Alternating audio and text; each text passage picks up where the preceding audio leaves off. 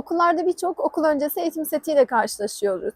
Doğadan Okula'nın eğitim setlerinden farkı nedir? Diğerlerinden farkı nedir? En büyük farkı bu zamana kadar karşımıza çıkan eğitim setlerinin daha çok kavram odaklı olması, çok fazla tekrar yaptırması ve biraz da çocukları masa başına daha çok yönlendiren sonuç odaklı bir bakış açısına sahip olmasıydı.